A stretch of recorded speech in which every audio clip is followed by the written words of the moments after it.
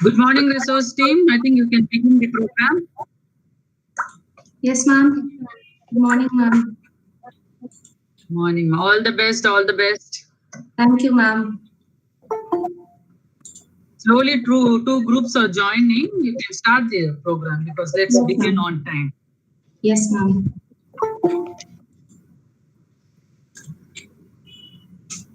Good morning and welcome, everyone. This is Najwa from Second MA Communication.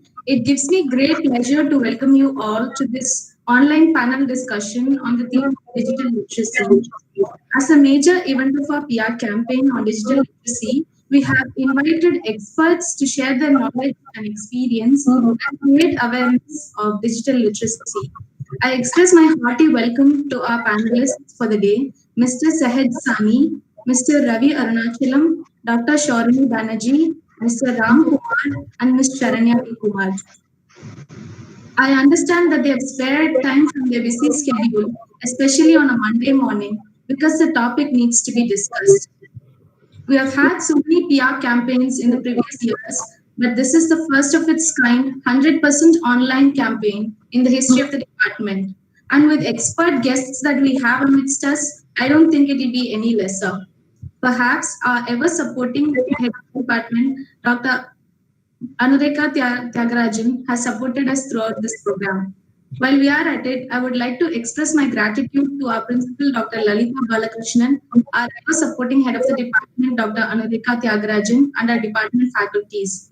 I welcome the students from across the country who have taken an interest to attend this panel discussion. I welcome all the teachers and our extended audience who might be watching this on YouTube, and every one of you to this panel discussion. I hope you get maximum takeaway from this session. Welcome on, welcome all.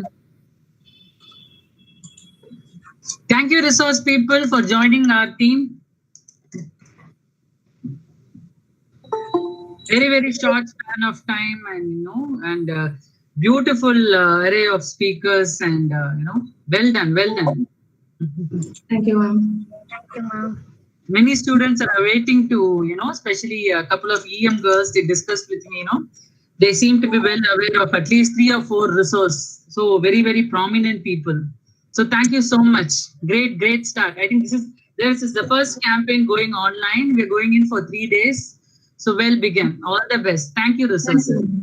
Thank you so much, ma'am. Okay. So what's your plan? Yeah. Yes, ma'am. Yes, ma'am. We're introducing the guests now. Yeah. Good morning, So what everyone. you missed now is only the clap. Other than that, everything is happening. The audience clap is what, usually in campaign, when we particularly launch and during inauguration, it will happen in a massive scale in auditorium with principal, secretary, and all that. That's okay. I think now it's going to be watched by a much bigger audience because it's going on live streaming on YouTube. The reach is more, but here and there probably we can start clapping to motivate the resource people. That will mean so much for the speakers. Begin, ma. Okay, ma'am. Good morning, everyone. I'm Kritika S. from Second Learning Communication.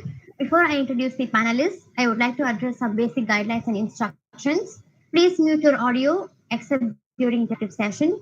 Please stay throughout the program and fill the feedback form to get your e-certificates. If you are getting disconnected, please try to rejoin with the same link or watch the program live on YouTube using the link given on the chat box. For further instructions will be given towards the end regarding the free gifts for the participants. So kindly stay tuned. Now let me introduce the panelists. We have with us Mr. Ravi. Mr. Ravi Arunachalam is the founder of IELA, Innovative E-Learning Academy, and has 15 plus years of managerial experience in training, operation, and social work. He is passionate about education, social work, and English language training. Not just that, he is also a creator of a YouTube channel called FFC Social, which aims at providing social education to children and youth and promotes community development. It's a great pleasure to have you amidst us, sir. Welcome. We have with us Mr. Sahej Sani. Mr. Sahej is a social entrepreneur and youth rights advocate from Chennai. He has been an active advocate for youth rights and freedom of expression and has worked relentlessly to create safe space for youth to talk about youth politics, civic engagement, climate action, etc. Through his surveys and research into youth, he initiated a social space in 2015, which has acquired a regular user base of more than 57,000 youth from Chennai. He has supported many startups across the city by providing them with spaces to jam, co-work, and hang out. Apart from the business activities, he is also a peace builder working currently with UNESCO, MGIEP, and UNAOC to foster peace in the South Asian region. We are excited to listen to you, sir. Welcome. Next, we have Ms. Charanya V. Kumar. Ms. Charanya is the co-founder of Gurukul, an activity-based learning company on a mission to take ancient Indic wisdom to young minds in innovative ways. Charanya also serves as an advisor for Mahindra University's Indira Mahindra School of Education. She was the head of strategic initiative at the Hippocampus Learning Center, Bangalore, till 2019. Ms. Charanya finished her MBA at INSEAD Business School. As a young entrepreneur, we find so much inspiration from you, ma'am. Welcome. Our next panelist is Mr. Ram Kumar. Mr. Ram Kumar is a senior marketing professional, currently heading content marketing and learning and development at CISAR Informatics Private Limited, Chennai. He comes with a decade of experience working for various national and international media houses and Fortune 500 companies. During his tenure, he has excellently balanced and excelled in multiple roles as a journalist, researcher, e-learning educator, and content expert, focusing on verticals of science and technology. When not working, he can be found passionately engaged in a book or mentoring upcoming writers. Indeed, the right person for today's discussion. Welcome, sir. We have with us our next panelist, Dr. Shaurini Banerjee, an all-rounder in academics related to media studies and associated areas. Shaurini Banerjee is a versatile and a go-to person as a teacher and is a great learner. She has over 5 years of experience as a teacher and as a creative professional. She has completed her PhD research on gender and masculinity in television commercial, a critical study in 2019. Besides, she has presented 21 papers at national and international conferences and has 32 publications to her credit. At present, she is an assistant professor in the Department of Visual Communication, the American College, Madurai. She is a certified trainer from Fakshala News and Information Literacy Initiative, launched by Internews in collaboration with Data Leads, with support from google.org. We deem it our pleasure to welcome you, ma'am. We are happy to introduce our moderator for the day, Ms. Vasantra, who has worked as an RJ at Radio Suno, Qatar, and M.O.P CRS. She is a tech enthusiast and a passionate learner. We find her the best person to moderate this panel discussion. A hearty welcome to all the panelists and the moderator. Now we may start the discussion. Over to Vasantra.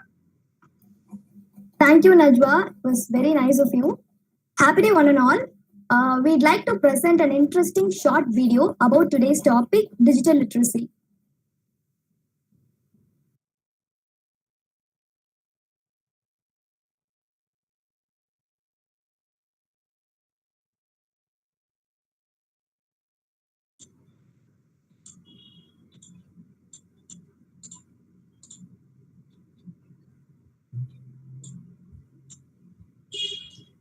Digital literacy na ella theriyuma? Theriyala. Literacy. Digital literacy. Literacy. Okay, வந்து நீங்க சொல்லுங்க.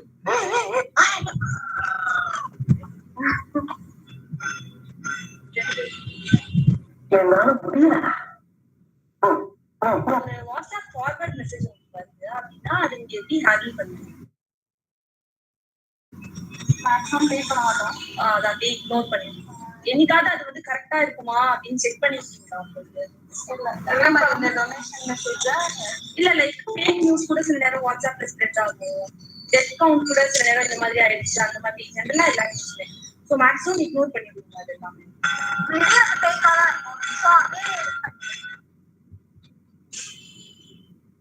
Forward பண்ணுறேன், இதெல்லாம் அப்படி அது read பண்ணி பார்ப்பேன். பார்த்தாலே பொய்யவே தெரியும், அதனால யாருக்கும் ஃபார்வர்ட் பண்ண மாட்டேன். ஏன்னா பொய்யான விஷயத்தை எதுக்கு நம்ம பரப்பிட்டு நம்மளால ஆட்டும் கஷ்டப்படுவோம். That is the lie. என்னன்னு ரீட் பண்ணி செக் பண்ணுங்க, அது கரெக்டானதா இல்லையா, அதை எப்படி செக் பண்ணுங்க? கரெக்டா தப்பானது எப்படி தெரிஞ்சுக்கிட்டு ஃபேமிலி கிட்ட காமிச்சு அவங்க ஏதாவது சொன்னது கரெக்ட் தான் அப்படின்னு சொன்னாங்கன்னா அப்புறம் நான் ஃபார்வர்ட் பண்ணேன். அப்புறம் நான் ஓகே. இப்போ நீங்க சொன்னீங்கல்ல, இதுதான் டிஜிட்டல் லிட்ரஸி, எது தப்பு எது கரெக்ட்னு தெரிஞ்சு பண்றீங்கல்ல. டிஜிட்டல் மீடியா மூலமா உங்களுக்கு ஏதோ ஒரு மெசேஜ் வருது அப்படின்னா அதை எப்படி நீங்க அப்ரோச் பண்றீங்க அப்படின்றதுதான் டிஜிட்டல் லிட்ரஸி. ஓகேவா? Thank you.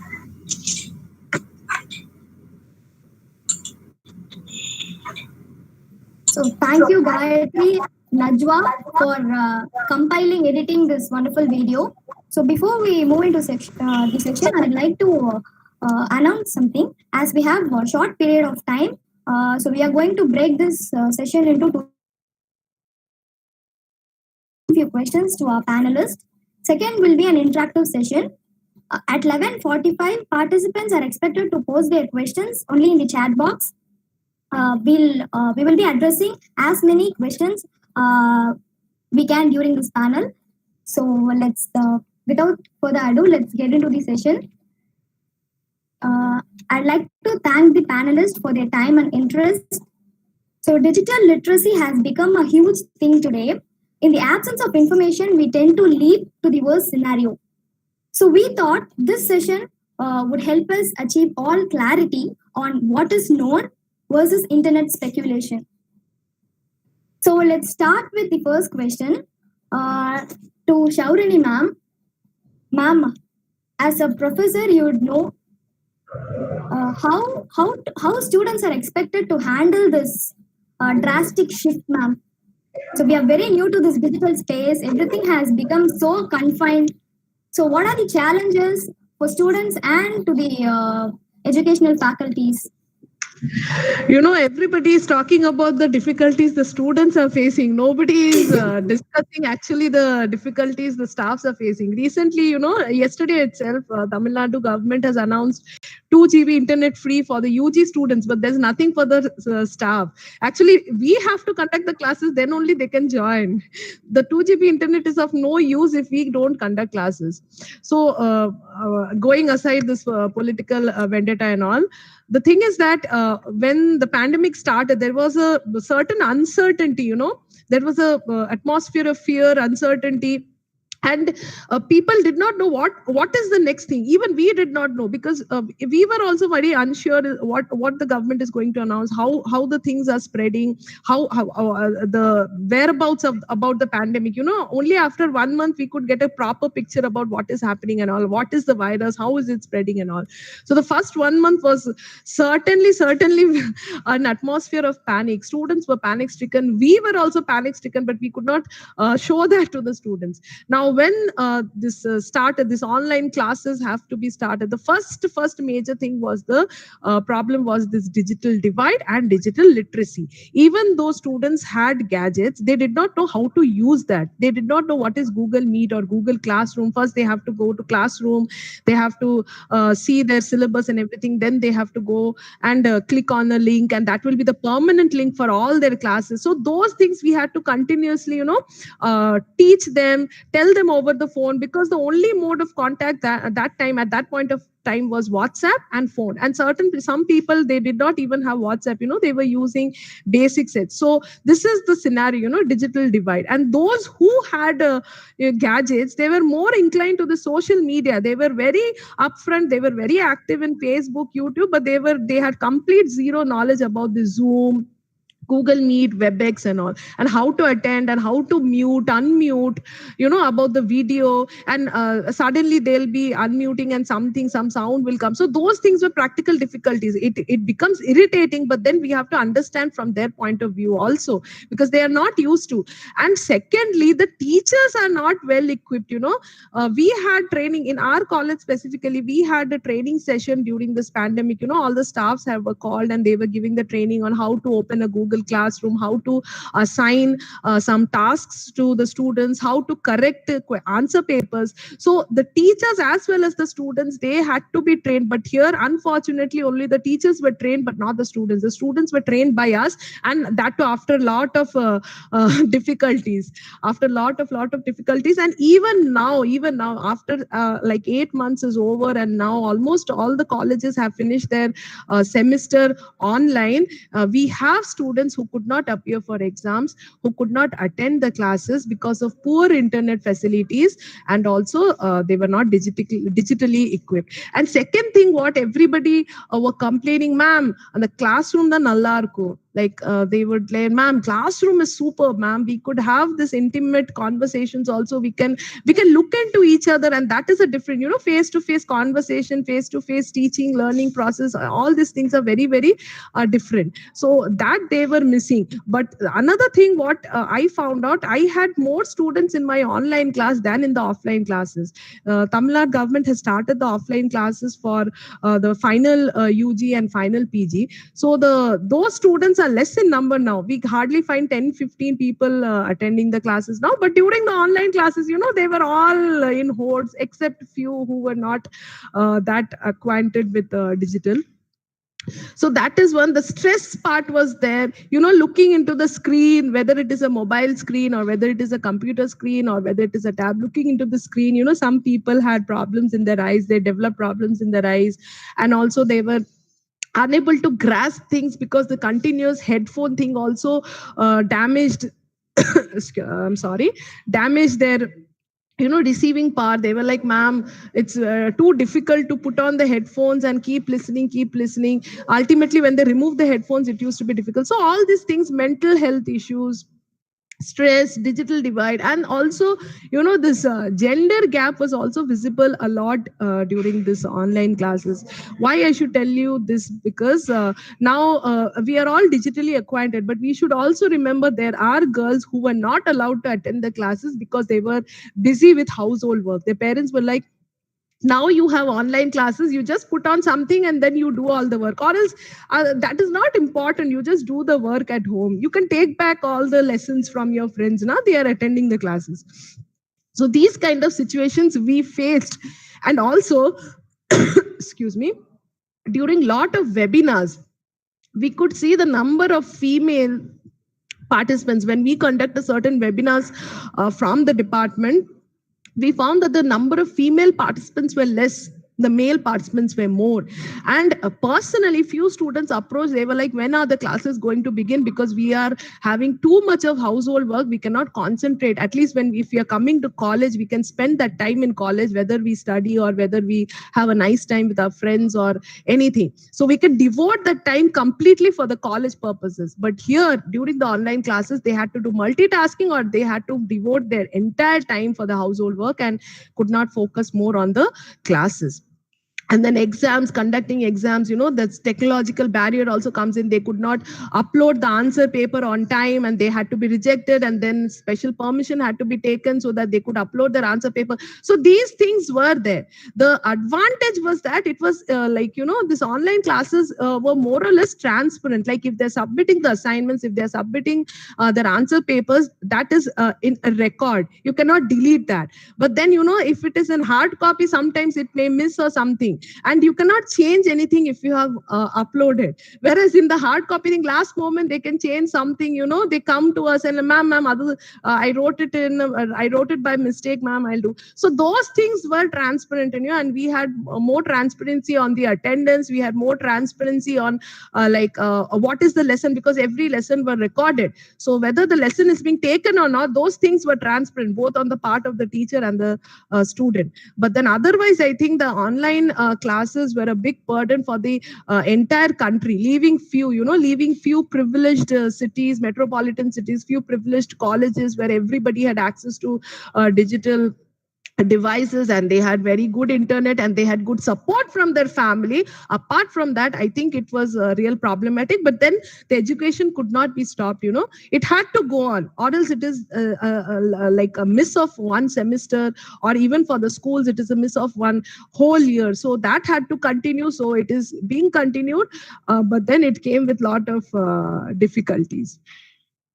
So now post-COVID, I think blended learning will be a very good approach. They can submit their assignments, their answer papers online, but then the teaching, if it is done in the classroom, that gives a different perspective. Especially if the practical subjects have to be taken. The practical subjects are very good when it is done face-to-face, because everything cannot be taught online. So that's my opinion. Thank you so much, ma'am. You gave us a teacher's perspective of this challenge. So my next question is to Mr. Ravi. Sir, as ma'am said, hi sir. So ma'am was speaking about the digital divide. Even today, we have a scenario where the urban students are facing difficulties and technical difficulties and adapting to this new digital space. So, how do we less the space, sir? How do we lessen this digital divide? Like, how do we reach the rural students through online skill development? And is there any tools? Yeah. Hi. First of all, thank you for this opportunity, and I'm glad to be part of this campaign.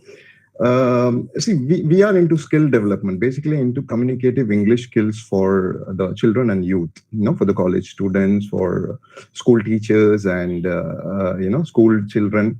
Earlier, we used to do it through a direct mode. Being a social worker, I've ensured that we take this English skills even to government schools, government aided schools, and hostels and other places. But one good thing that happened with this online e-learning platform is that we are able to reach the remote locations today.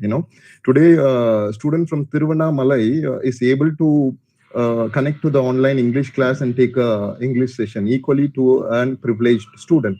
But again, the challenges are there. They do not have proper network. They do not have proper education, as ma'am said. The family pressure is there, and all these things is there.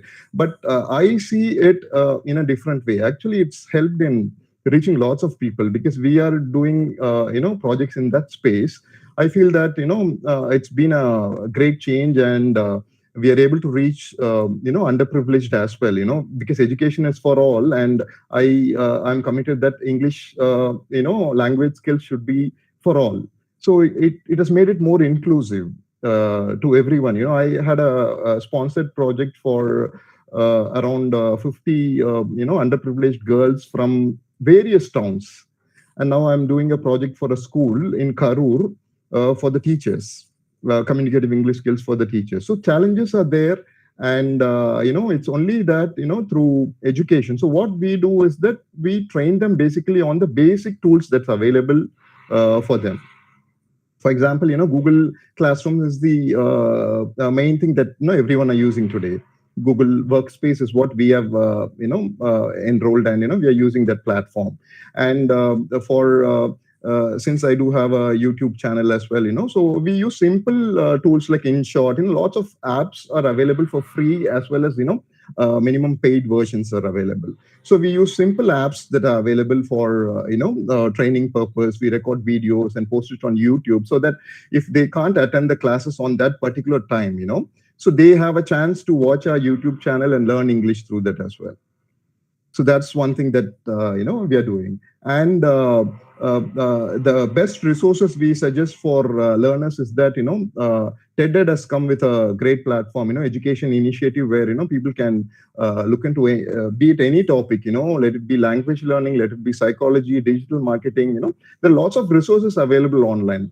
Only thing is that as trainers, we have to guide the students with all the tools that's available, and so that they become aware of what's required. And yes, there are lots of challenges, but I believe we are overcoming everything, and it's going on smooth. Yeah. Thank you, sir. The next question will be to Mr. Sehaj. Hi. Hi, sir. Hello. Sir, so as sir said, like the digital platforms are helping rural students to upskill themselves. So is there any government plan supporting digital literacy, sir?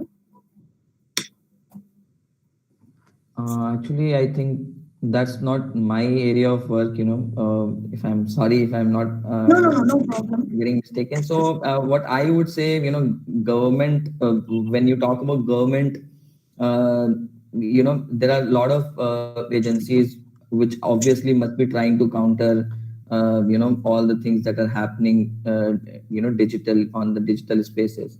But nonetheless, I would like to talk about what young people can do. That's something I think we all can discuss about in this forum. What do you have to think about that? Yes, sir. So how do youth can upskill themselves using this digital platform? Okay, so Definitely. I'm sorry, because I do not work with government, so I won't be able to comment on that. But definitely, I can talk a lot about digital literacy because, I've got the privilege to work with a lot of young people in the past. Now, when I talk about like digital literacy, or some people call it media literacy or media and information literacy. So as I could, just Google it out, I could I could find out a definition which says it enables people to show and make informed judgments as users of information and media, as well as to become skillful creators and producers of information and media messages in their own right. Now, when I see this definition, I see, everybody has a different perspective to it. So how I see as a social entrepreneur is that, okay, there are skillful creators that I might be looking for. Then a politician might see this space as in a different way, considering their own, agendas. Now, a teacher, as I could understand from Dr. Shorni, and as she was speaking about infrastructural change, things that are the prerequisite to even entering into this digital literacy sphere. A teacher sees that in a totally different way, but then a religious organization sees in a totally different way. So we all see what happens when we open Facebook or Instagram or in a lot of other social media networks where everyone is having their own narrative. And then maybe a YouTuber speaks to the adolescents, the teenagers in a lot of different ways. And but when I talk about all these digital spaces, one thing I could observe in the past few years, maybe 1 year, and I would like to share some of those instances which you might find interesting. So I was like going through some Facebook videos. I was just scrolling up, and I saw that there is some Jesus resurrecting in some part of the planet. I saw that there is some some angels coming from the sky, and there is some fake video out there which has millions of views and which has millions of likes, and it is all there on Facebook. Now, then I saw some cases of like there is some pastor in Africa who is trying to cleanse people by giving them Dettol in small portions. So though that news was not being verified, but it let's say if I see that happening in front of me, whether it is happening in reality or not, it will have a deep impact on me. Or maybe I can also try having few drops of Dettol and see if it can help me in any way. And then I also see from a business perspective on when I see that there are a lot of brands these days which are into into sanitization of and it is a huge business these days. So when I see that how wisely they could change their marketing, by earlier I could see that they were having a statement such as 99.9% germs. Now they changed it to 99.9% virus. So there are a lot of instances that we see, that I see, and I think everybody sees in their when we open our own profiles on social media, or when we open Google, or when we just do some search. So I think it's also about identifying those things, what is really relevant to us, and what is not relevant to us. So when we approach these spaces, digital spaces, and because obviously things are getting worsened with the machine learning, there are bots out there which are churning out content and posting it in so many places.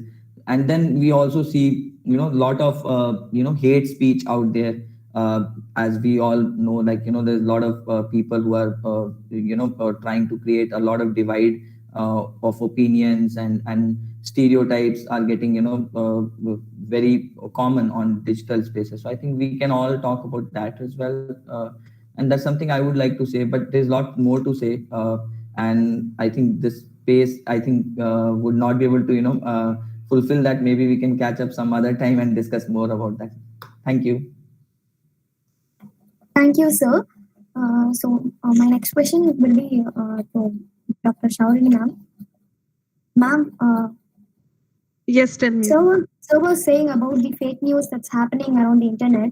So in this pandemic, the way the pandemic has rose to the same level, infodemic has also been keeping rising. So how to verify the authenticity of a news and how to identify a fake news, ma'am? When the pandemic started, Supreme Court had put up an order on March 30th, 2020, that it is not because of the virus that people will die more. It is because of the spread of fake news that people have died more. And that has been actually true. There has been so many instances where people consume toxic alcohol because they believe that that could cure them from corona, or else people ended up drinking sanitizer instead of using it in their hands, and they were in critical conditions. And then there were plenty of news about health boosters and all. Drink this, corona won't reach you. Some sodium bicarbonate. So these kinds of messages were in plenty of number in the social media. They were being forwarded. People believed it. People tried it, and then it didn't work for them. Certain things are and certain messages were claimed coming from some doctor, coming from some hospital. And then they had to come up with a disclaimer in the Twitter and all, that no, it is not like that. It can be an immunity booster, but it cannot cure you from corona. So that way things were spreading so rapidly. Now, a simple thing, that is what we do as a Fakshala trainer in our training programs, that a simple thing is, before believing something which comes to you as a forward in social media, the basic thing is that you can Google it once. You find out what is it. If you Google, if you just put the keywords, should we drink alcohol to cure ourselves of corona? So that is a simple thing. If you type, you can find out umpty number of things. So many drop words, so many links will come, and you can find out. So before believing, before forwarding, okay, something came to me, I didn't believe it, I have a doubt, but then I start forwarding it to thousands of groups, and there are people who may believe it.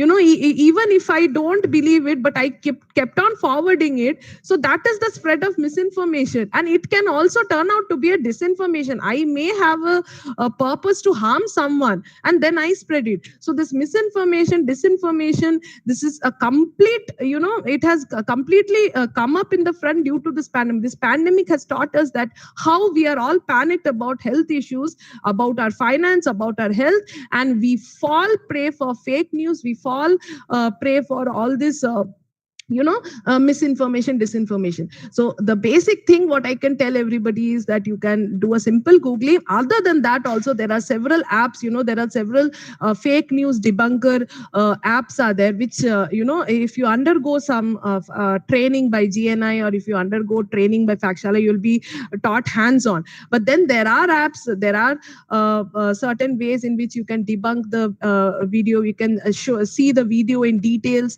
shot by shot, frame by frame, and then you can analyze. And sometimes there is video with a false audio, or else you will have videos which are only they're posted half. Like if it is a 1 minute video, you can find only 20 seconds, and in that 20 seconds people can identify something which is not at all in context, in relation with what the purpose of the video is. So certain things like that, if we use our critical thinking process, if we remove the bias from my head, if we remove this kind of bias, like, oh, okay, home remedies are going to cure me, or some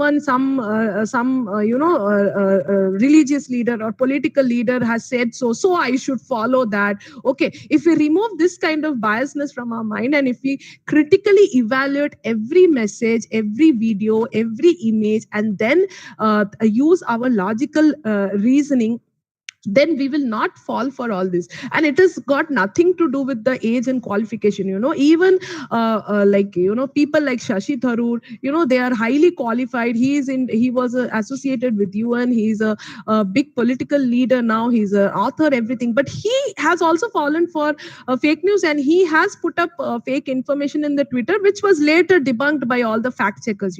And then there were tweets by Rajdeep Sardesai. Rajdeep Sardesai is a stalwart in the field of journalism. journalism. But yet he fell for the fake news that ex-President Pranab Mukherjee passed away, and he put it, and then he put up a disclaimer after half an hour that he had fallen prey for the fake news and how it has been a disaster for him. So it has got nothing to do with your qualification. It is all our set of mind, at what kind of mindset we are having when we are reading. Immediately when this pandemic started, there were thousands of messages about eat this, drink this. So when we were all panic stricken, definitely we will fall for it. So there are fact-checking tools, which I do not want to go into details now, because that is a huge workshop which has to be done. But then a simple Google, or else you can always approach the fact-checking agencies. There are fact-checking agencies like Alt News, Boom Live, India Today. For the Hindi one, it is being done by Vishwas News. So if you have a doubt about any message, any image, any video, you can definitely tag them in the social media, and they are going to verify it, and they are going to come up. So if you go to their websites, Alt News, Boom Live and all, you will find plenty of things what they have fact checked and they have put up. And even for the recruiting, it is not only about corona, or it is not about only something related to some political propaganda. Even about recruitment, railway recruitment, LIC recruitment, bank recruitments, you find so many fake websites about them, and they ultimately take the money. They are all fraudsters. They take the money, and then you find out that they are all fraud websites. And why? Because many people have lost job during this pandemic. So we are all in an urgency to apply somewhere, get a job somewhere, take care of our health, take care of our finances, settle our family. So this is what it runs in our mind always. So that is how people who wants to spread disinformation, people who wants to cheat you, they try to trap the people in that way. So when we have an access to digital platform, when we have mobile phones, it is better that we do simple Googling before believing anything, and before indiscriminately sharing it in thousands of groups and among our friends and family. And also family conversations play an important role. Your parents may come up with some theories, and then it is up to you how you sit with them. You explain them that no, that is not true and that cannot be true, of course with evidence. Without evidence you should not talk to anybody about anything. So that way also you can help your family be protected from any sort of misinformation and disinformation, because we all have our own social circle. So when we come up with some information, we tend to pass it on to others. So it is better you correct the person at that stage itself. No, it is not possible that you drink the sanitizer and corona won't reach you. That simple thing can reach many people, and many people might be protected from this kind of disinformation. So that way I think that is what I would like to suggest, that please Google, please think, please pause before swiping, and then you can come up with lot of things, that what is the agenda behind, what is the motive behind sharing this fake information. There might be some political motive, or there might be some ideological motive, some psychological bias which the person is going through. So that way. Thank you. Thank you, ma'am. My next question is to Mr. Ram. Hi, sir. Hi, sorry, I was on mute. Am I audible? Yes, sir, you're audible. Sir, as ma'am was saying about the fake news going on the internet, so we'd like to know more about the online job market for fresh graduates. Yeah, I would say the job market has seen a lot of shift during, after COVID hit us, and many people prefer work from home options. I mean, both from the candidate side as well as the recruiter side. So it comes with a catch that people know that there is a huge demand for such jobs. So when you speak about online scams and what to believe and what not, the same principles that used to apply earlier apply even now. That when you see a job post, number one, if it looks too good to be true, then it's not. It's fake. And number two, if they offer you something in dollars or some money, so many rupees per month, earn with 2 or 3 exclamation points, then it's fake. Don't go for it. And also, if it doesn't come with an official email ID, if it doesn't have an official website along with it, if it is poorly written, if it is just desperate, because no recruiter in the history of the world has been desperate for people. Only the job seekers are desperate. So if there is desperation from the people who are offering jobs, then it's highly likely that it's fake. So that is one thing. And also, when you search for jobs, it is more likely that you land at a better job prospect if you go for official website posts on LinkedIn or Naukri, or even Naukri is still untrustable for many cases. But then if you can look at how each of these job posts are structured and how specific each description is, job description, for example, you can't put 20 or 30 point job, anyone in the planet, you can reach anybody. That is how the power of networking works. And with internet, the 6 degrees is now just 2 point something. It is just 3 phone calls away. Anybody you can reach. So that is why you just can't look at a posting online and send your resume off. Maybe I have heard of recruitment companies that ask for resumes by posting some great job opportunity, and then they collect your resumes and they sell these resumes to another recruiter for say 10 rupees per resume. Then you sell 1 lakh resume, you make 10 lakh in 2 days. It's quick money. So all that happens, your personally identifiable information, which is a legal concept, PII, never share it with any unknown person unless it is through their own website, say Talio or Workday or any of these. For example, I'm just saying, I used to work in Ford. So Ford Motor Company, they don't have any recruiter outside to get people in, or they don't offer random assignments to anyone.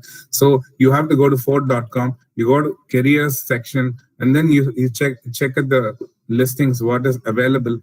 And then you go through that.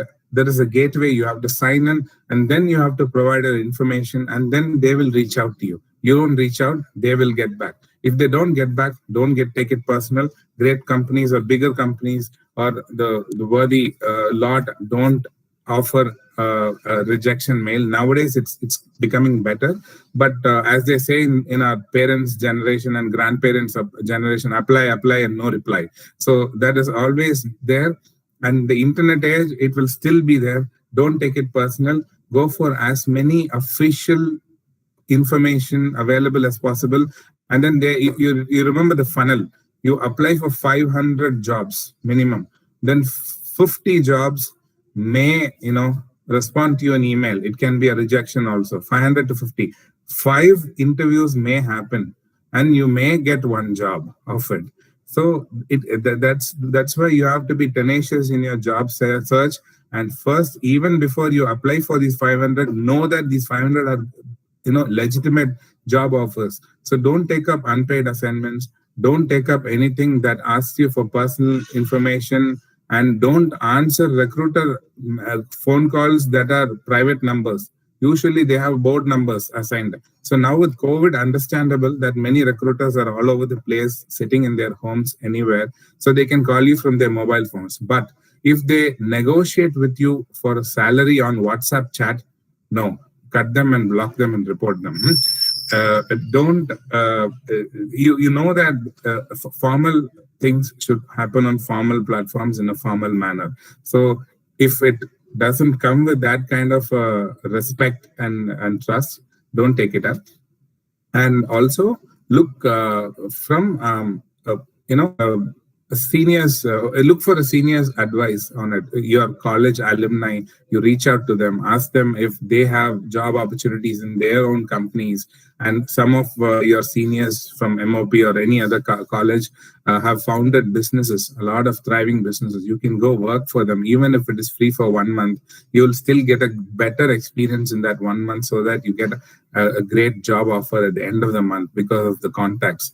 So unfortunately, that is how it works. And the COVID has not made any big difference in the job search pattern, trustability, verifiability, and whatnot. So be very cautious. And always, they say this triangulation.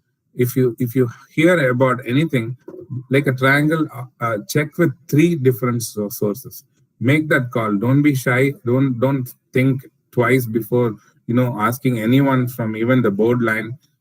Ask if it is trustable. Ask if the job opportunity is legitimate, and then go about it. So these are my points I wanted to discuss. Thank you, sir. Yeah. Thank you, sir. So my next question will be to Mrs. Charanya, madam. Hi, ma'am. Hi. Ma'am, so speaking of trustability, we'd like to know about the privacy in digital space, ma'am, especially for students. What will be your comments on that? Sure. So first of all, I think I have to congratulate the entire team for putting this together. I think you girls have done a fantastic job. So take credit for that. And fellow panelists, so nice to meet you online. Would really love to connect with you offline as well. If we were in person, we would have done that anyways. So would love to connect with you offline. I think every one of the panelists who just spoke have made some amazing points. And coming to privacy, I would like to narrate a very personal story. When I started, I think I joined Facebook about 12 years back or 10 years back. And I didn't have a problem posting my personal pictures about my travel, this and that. But over the course of the decade, I started noticing how people are targeting me. So when I go search for, any product online, and suddenly I start to see advertisements, right? It's an observation that I had. And slowly I started learning about all these AdWords, how do people track you and all that. So from being this person who used to post about everything, I went to a person who came out of everything. And I was super panicky about people knowing so much about me.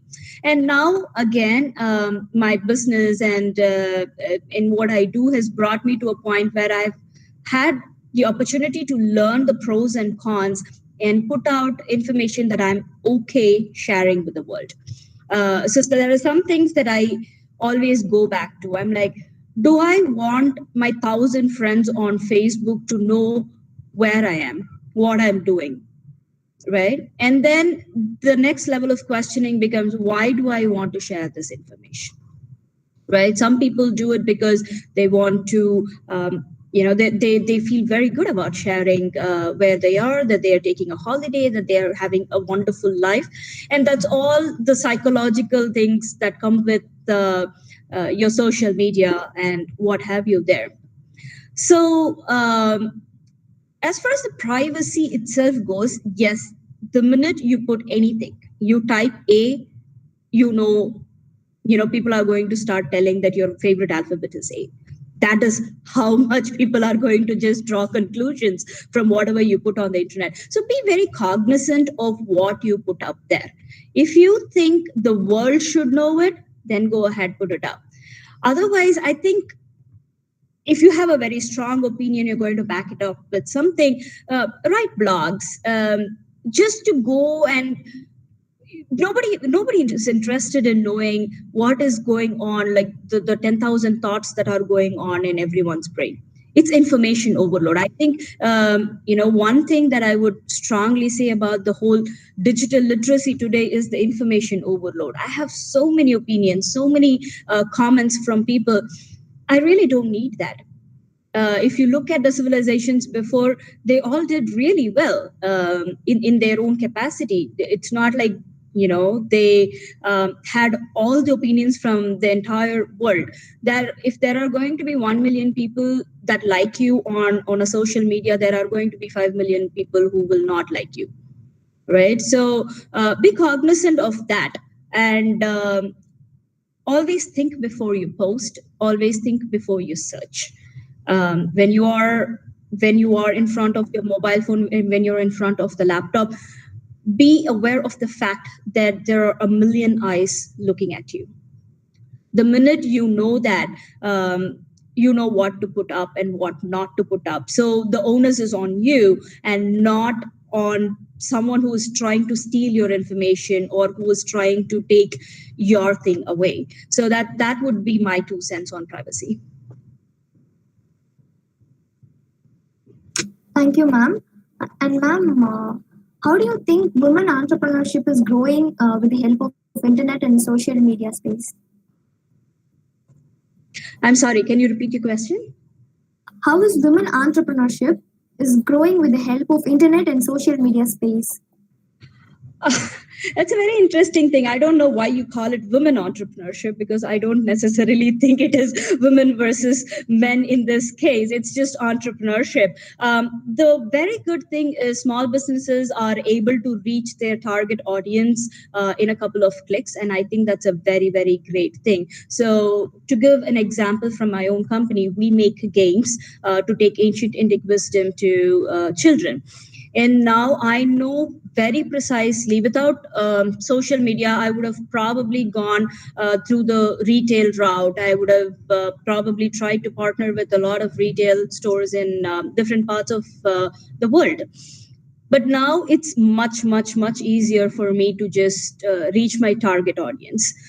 So I think that is a very good thing. And it, as I said, the more people talk about themselves and their preferences, the easier it gets for me as a business person to reach those audience. But at the same time, as a consumer, I also, that there are some things. For example, I have a toddler, and I go ahead and search a lot of things for my toddler. Like I ask for recommendations of books, toys, and organic clothing and all that. So when I do that, I automatically get those recommendations as well, and I'm happy with those recommendations, those content that are tailored to my needs, and those ads that are really, really targeted to me.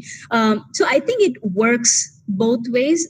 So I would not quite say women entrepreneurship, but I would say generally entrepreneurship, especially for small businesses, digital space has really, really helped them grow. And I know that at some point, in the future, as with every industry, as with every sector, the consolidation will happen. Right? But that's sometime down the lane. Now, with this digital space, every person, every small entrepreneur, beginner, novice people, they are getting this opportunity to do the best that they can without the hurdle, without having to cross that hurdle of how am I going to reach my customers. Okay, thank you, ma'am. My question is to Mr. Sehet. Sir? Hi, yeah, please go ahead. Sir, what is your comments on entrepreneurship and digital literacy and networking skills? Okay, so you know what, I have a slightly different opinion when I talk about digital spaces only helping entrepreneurship, because when I talk about entrepreneurship, it's an omni-channel experience. It's not just digital, but yeah, obviously COVID has come in between every entrepreneur's efforts, and it has really made every entrepreneur, or the people who are actually working towards becoming an entrepreneur, all the people have got a huge shock in the form of COVID.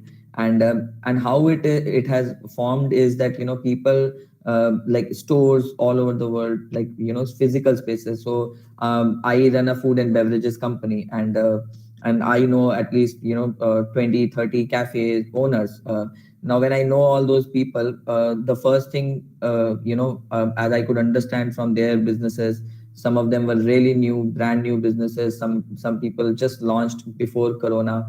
And I could see that they could not even use their digital space in any way during the initial period of the pandemic, to even post about what food they are offering, what beverages they are selling. And that was a huge shock for every entrepreneur. So but yeah, nonetheless, when I see digital space for an entrepreneur, the first thing that entrepreneur can do is counter that narrative, to create those counter narratives. Now we see there's so many narratives out there, like when I see a product or a service, everybody is trying to sell something. So when I go, actually, I recently searched about like social media marketers. So I was just searching about that, and after that, I'm getting numerous suggestions all over, or on my email box and my all other areas, where I visit online in the form of ads. And everywhere I can see, there's some marketing agency trying to give me a package, where they are offering me that, okay, we are going to create all these deliverables for you, and we're going to post it, we're going to do this. So obviously, as an entrepreneur, I think when we are trying to, like, let's say, create a marketing agency in these times, so the first thing is that, what difference, are we creating for the user, right? That's very important. And how we convey that in a very short period of time, let's say as simple as 10-second reel. Like now, I'm not sure how many businesses would want to do that. How many entrepreneurs want to do that, to, let's say, create a 10-second video instead of creating numerous posters about that.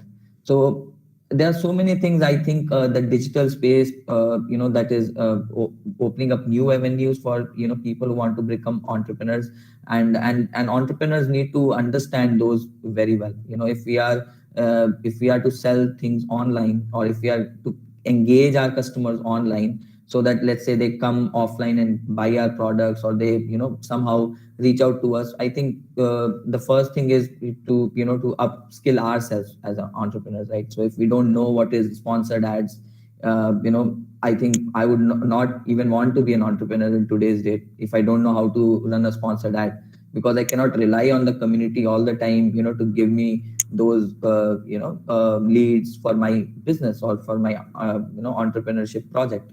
So that's pretty much, I would say. And I think there are a lot more things that we can do, in today's date. So every day there are new things coming out. So I think we as users or prospective users, so that's something we all need to see. And that's what I would say. Thank you. I'll speak more about that if you give me more time.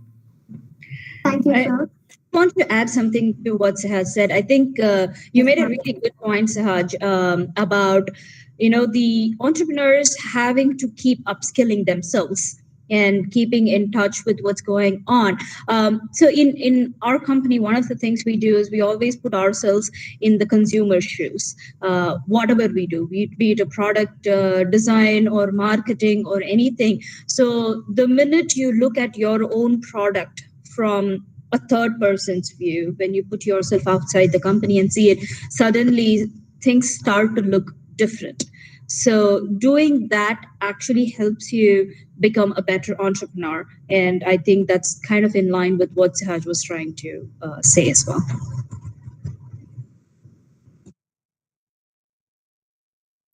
Thank you for your point, ma'am.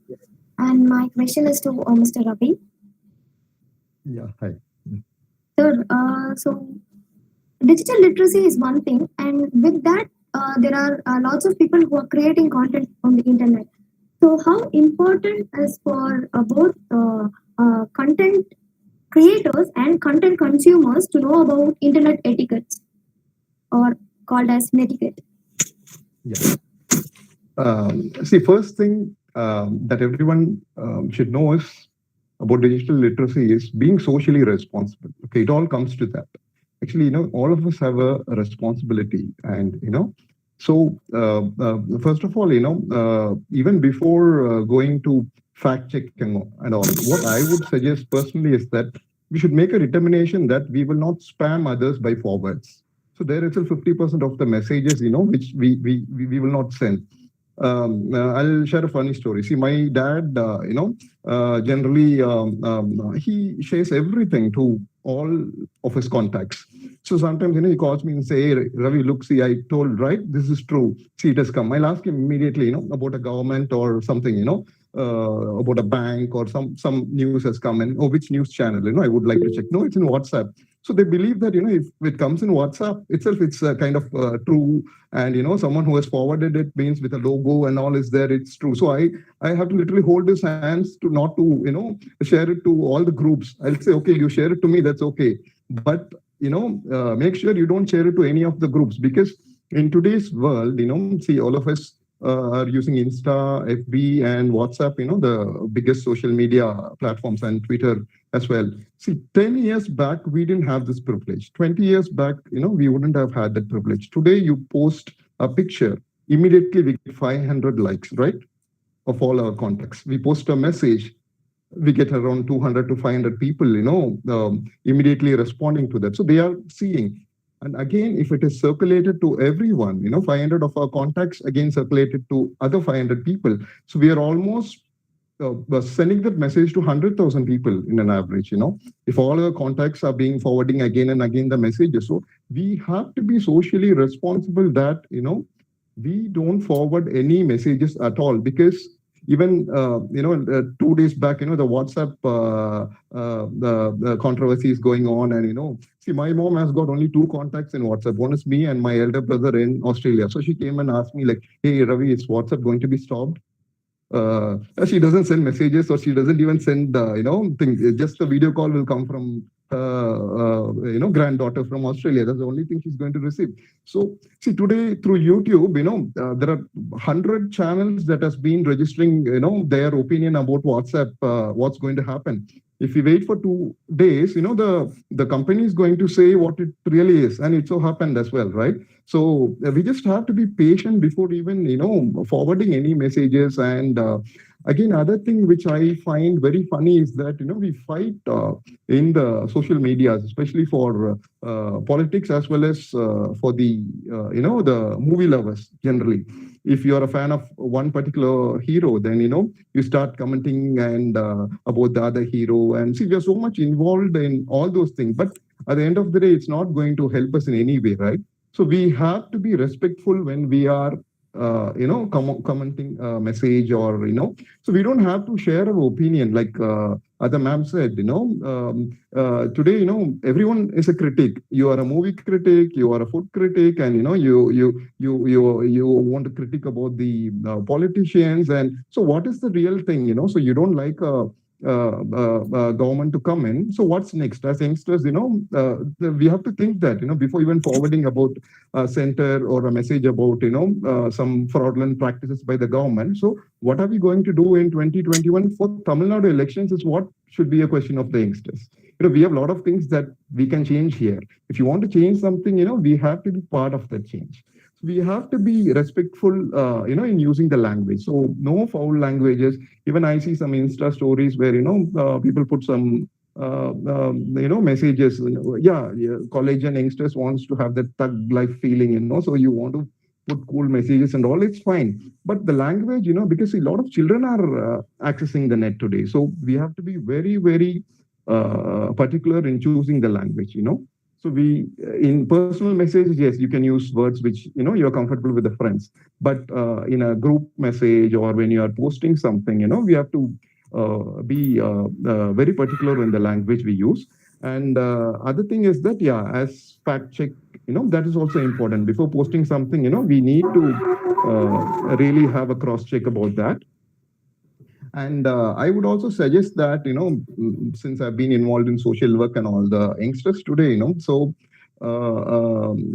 we can involve more in, social works and stuff like that, just posting our own pictures or a holiday which we went, or, just, I don't know whether that's really creating happiness. See, I find researchers saying that, it's because of peer pressure, lots of people are posting such things, if it's not giving you happiness, I would suggest don't post your pictures. If you want to see that, oh, I didn't get so many likes, and if it's going to make you upset, please come out of it. Because in earlier days, the college students and the youth had only 2 kinds of stress. One, maybe, they're not able to afford the fees for the school or the education, or they can't study well.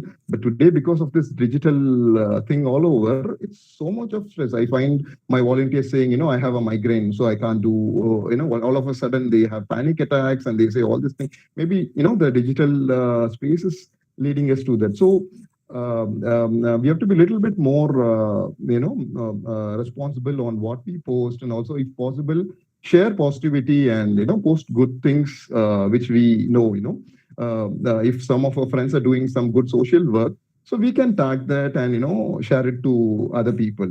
And if you know a good NGO that's working a good thing in your neighborhood, please share that as well. We may not get as many likes as we do for our picture or holiday, but still, as I said, it's going to reach thousands of people. We don't know the numbers it's going to impact. So these are the etiquettes that we should definitely follow being in the social space. Yeah. Very well, sir. Thank you so much. Next question. Yes, I think Ram sir wanted to discuss something about this. He rose his hand. Yes, sure. Please, sir. Nothing. I just wanted to add a point to what he said, that please be wary of what you post online, and just don't think you're writing, things that doesn't matter tomorrow. It does, because as recruiters, companies will look at multiple ways of judging a person, and they will often see what you post on Facebook, Twitter. Twitter is where things get shady a lot of times. And then, Instagram, they will definitely check it before making an appointment decision. So if I have candidate A and candidate B, candidate A is using F words and throwing every other opinion at random people and shouting and capital letters and all that. And then candidate B doesn't do that. They are both on the same level. Then I will give the job to the candidate B. So that is how it works. So if you cannot say it in around a dinner table or with your friends gathering, just don't do that on the internet. That's I wanted to say that. Yeah, that's actually a very good point you made, Rob. If you can't do it in, when you're physically present amongst then don't do it. Digital space, just because you can hide your identity doesn't mean that nobody can find out who you are. Big boss is watching anyway. Add something you wanted to leave? You wanted to give a statement? Ma'am, already, ma'am. I think she's gonna leave us. I want to attend it till the end, but then commitments. It was very nice listening to Saranya ma'am, Sehat sir, Ram Kumar sir, and I can see only unknown in your picture, sir. So I would like to connect with all of you. I'll collect your number from the students, and I want to connect with you. Thank you, sir. Thank you, ma'am, and thank you, students, for coming up with such an important campaign, because this is the need of the hour. So great job. Kudos to the students as well as the teachers. Thank you. Doctor, thank you so much. See you soon. Some other occasion. Sure. Thank you.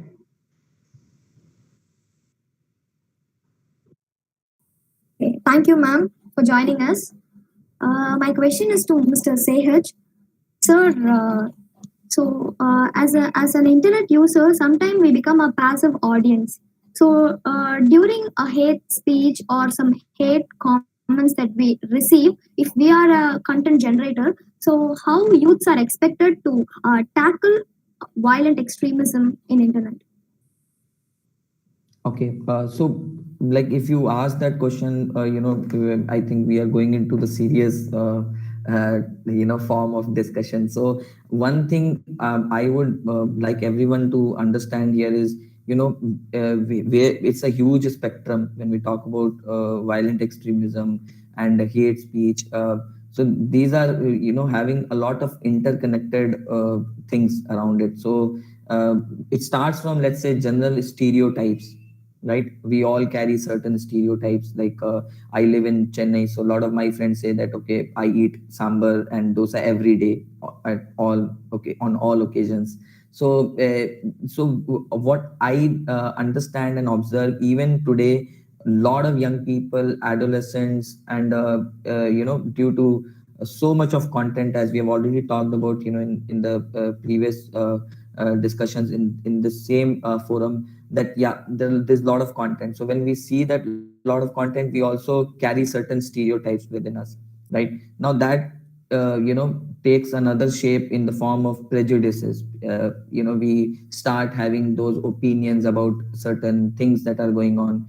So I'm being very general. I'm not talking about entrepreneurship, or I'm not talking about anything in general.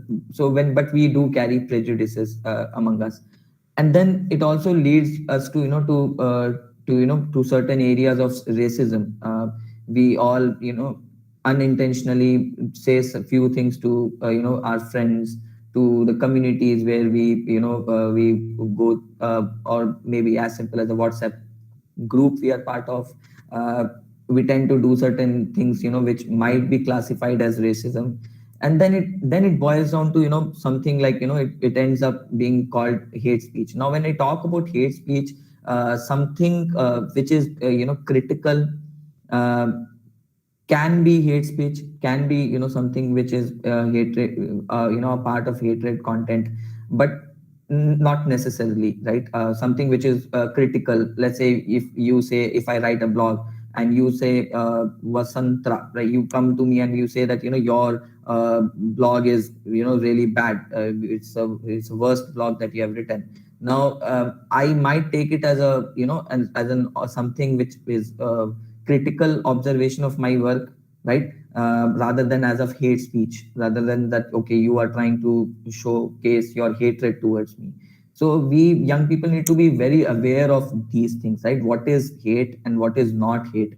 Because at times we also tend to classify few things which we might find it very offensive in certain cases, like, okay, it's on my ego, it's on, like, you have crossed your limits. We start using these kind of words in even in our friendly conversation at times. So how I see is, at the end, when we very the most privileged young people, adolescents, start doing this. And even in Instagram, I see these days, there are some reels trend going on, like people will say, like, okay, you are doing this, I am doing this, so your friends are like that, my friends are like that. You So that way, we start dividing our opinions in a very simple way, and in a way which nobody realizes that we are trying to be at the forefront of creating an ideal ground for something that can turn to be very worst for our society. Now at the end, what happens is that we see certain hate crimes. We see certain cases where some young guy, or someone, we see that as a on our newspapers, on our, like, you might be saying, youth has done this, youth has done that, youth has killed his girlfriend, youth has killed someone in the neighborhood, youth has beaten someone. So we see these kind of things. Why we see that is, at the end, is because there are certain young people who take it to the extreme. Not many of us do that. We think that, okay, showing our attitude, showing that we are the best, and not anybody in my group is best, I am the best. Maybe slowly, deliberately turning our actions into into a very extreme form. So some young guy will definitely take that action and go really crazy, going on street, killing people. We see that, right? We have been seeing so many cases in the past, all over the world, where some young guy just took a gun and just went off to the street and started killing people of different faith, different religion. And that's something we see that as a deliberate process. So it starts from stereotypes, right? So now how we can change those stereotypes, how we can create, so when I talk about, I think a lot of people here, Mr. Ram Kumar, Sharanya, everyone talked about certain areas of how we can counter that.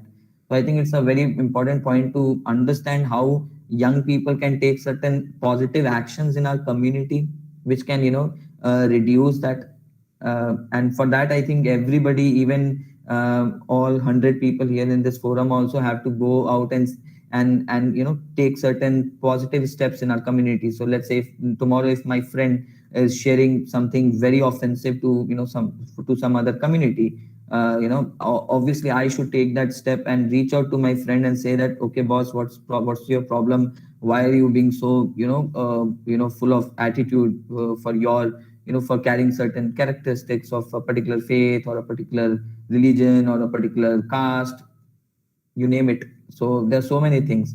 and that's where things go wrong in the extreme cases. So we maybe one young guy is going to do something which is really bad, and maybe, but we forget that there are so many thousands of young people who are already dealing with stereotypes in unknowingly in a lot of ways, right? When we post reels which might get a lot of happiness emojis, like, okay, maybe fire emojis we get when we post those content, but we need to be very critical about those content as well. So that's what I would say. Thank you. Thank you, sir. My next question will be to Mr. Ram. Sir, as a student, I face this difficulty. Content consumption versus content generation, or internet consumption versus internet generation. I rarely write blogs, but I consume more than 18 hours of internet. So, how to balance this? If we keep scrolling up, I think the user interface has been designed like that. The more you scroll, the more content comes up. So, how a student should maintain a healthy digital diet? What's your comment on that? Well, I'm guilty of reading too much on the internet, and so I don't know if I'm qualified to advise. But what I can say is, as creators, if you want to be a creator, if you want to be a writer, or if you want your work to be shown, so it doesn't help if you keep scrolling. As you say in the UI, the minimum stress a person has the max is where the maximum eyeballs will go. So swiping is easy. Even clicking, you have to be specific where you're going to click at that button and stuff like that. Swiping happens anywhere on the screen. You just do this, and it keeps you in a state of limbo. So when I joined the newsroom first, my editor Bhagwan Singh at Deccan Chronicle, I was writing science and technology. So he asked me, so you have moved into the bureau, right? So what are you going to write today? He said, sir, I'm reading newspapers, I'm reading international wires, I'm reading what is up on Reuters, I'm reading, Science Daily, CSE, and all those things. Okay, cool. What are you going to write? The next question. Sir, I'm looking at what is available so that I can bring about an idea. Okay, our paper is closing at 8 o'clock. What are you going to write?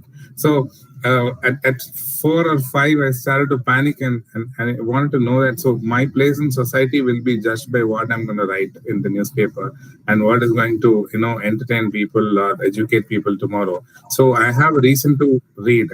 So you fix your reason first, and then all these things will align to fit where you want to go. So, for example, since I'm a marketer now, I only read things that help me in that pursuit. Say, reading HubSpot blogs or Moz, M-O-Z. It's an excellent repository of content on LinkedIn. So, LinkedIn is where people are dumping content right now. It is not the right place to get stuff because everyone is like 10x marketer, everyone is a growth hacker, everyone is a knowledge guru, and people keep pushing themselves up and they fly high, and everyone is a CEO these days. They don't start anywhere at manager or senior manager, straight go to CEO. So you don't know whom to trust and what to read and stuff like that. So I would say you can have a reading list, you can have a pocket or a habit of highlighting pages rather than just spending the next 10 minutes reading it. You highlight it,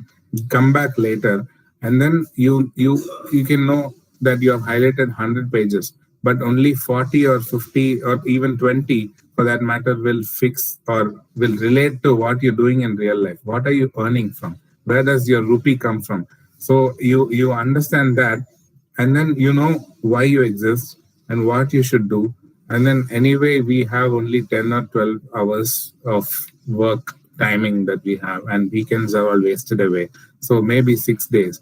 So in that space, if you're going to do something towards that goal, then if you fix the goal, then the means will all get into shape. So that's why if you're a blogger, blog. If you're a writer, write. If you're a filmmaker, make a film. If you want to go somewhere, do that actively. And then you will see that in that pursuit, all the reading that you do will automatically, align to what you're going to do. So it'll all happen. So first focus on doing it in the first place, and then things will fall.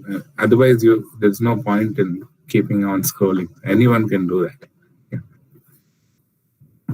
Thank you, sir. So, how do students get to know about the freelancing websites on internet, so where we can make more money and be more productive?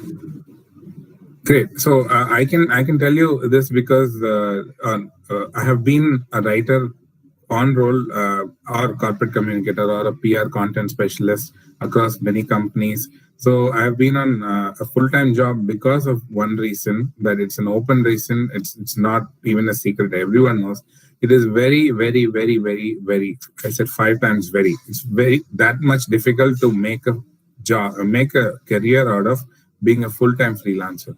Even if so, you have to be on the rolls for at least 2 companies or 3 companies as a consultant. Then it makes sense for you to go ahead. But as a student now, or as an early career professional, there is what they call the catch-22 situation.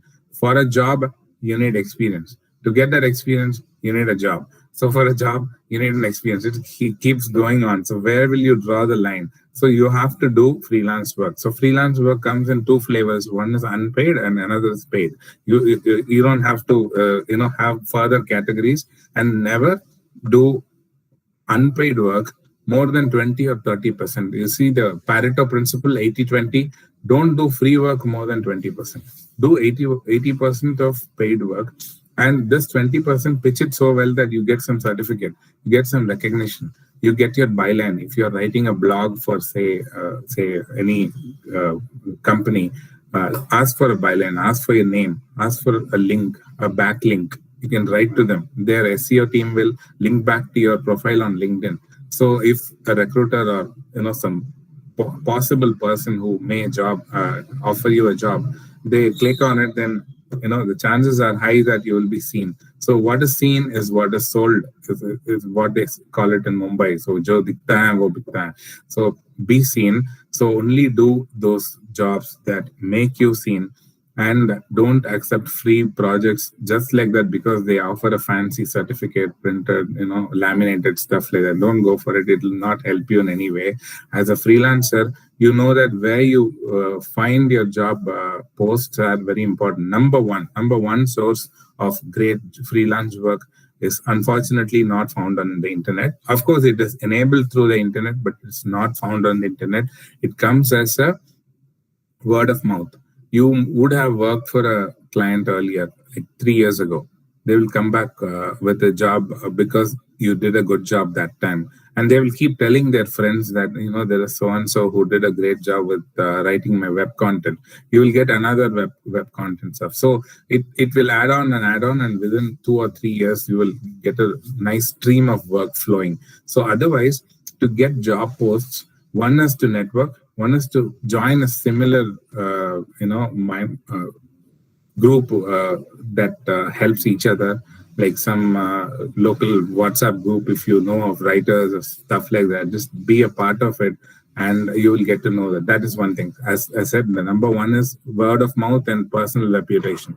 Number 2 is through online job listing, and even then, there are companies like Fiverr.com, Fiverr. There are 2 R's at the end. Fiverr is just earning $5 for anything. It's an American concept.